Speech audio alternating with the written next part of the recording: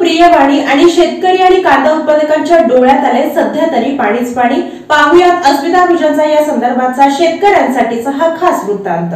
शेतकऱ्यांचं उत्पन्न दुप्पट करण्याची पंतप्रधान मोदी यांची घोषणा पुन्हा एकदा हवेत विरली असून शेतकऱ्यांचा उत्पादन खर्च वाढत असून शेतकऱ्यांचा नफा मात्र झिरो होऊ लागल्यानं हीच का मोदींची गॅरंटी असाच सवाल साऱ्या शेतकऱ्यांमधून उपस्थित केला जातो। सोलापूर येथील कृषी उत्पन्न बाजार समितीच्या वरांमध्ये सरासरी 350 ट्रक कांद्यांची आवक होते। नाव कमी होणे, दरात फारशी वाढ न झाल्यानं कांदा उत्पादक शेतकऱ्यांच्या मागे लागलेली साडेसाती कमी होताना दिसत नाहीये।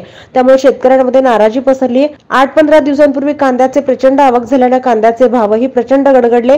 शेतकऱ्यांचे आर्थिक नुकसान झाले। डिसेंबर महिन्यात कांद्याला चांगला दर मिळत होता, परंतु त्यानंतर सरकारने अचानकपणे निर्यात बंद लावल्यामुळे कांदा उत्पादक शेतकरी पूर्णपणे खचला असून दरात प्रचंड घसरण झाल्यामुळे बारदाण्याचा खर्चही निघत नसल्याने कांदा उत्पादक शेतकरी आर्थिक संकटात सापडल्यामुळे आणि हे सरकार फक्त मोठ्या मोठ्या घोषणा करू लागल्यामुळे आणि पदरात काहीच पडत नसल्यामुळे सरकारने घोषणा बंद कराव्यात आणि शेतकऱ्यांना न्याय द्यावा अशी मागणी केली जाते।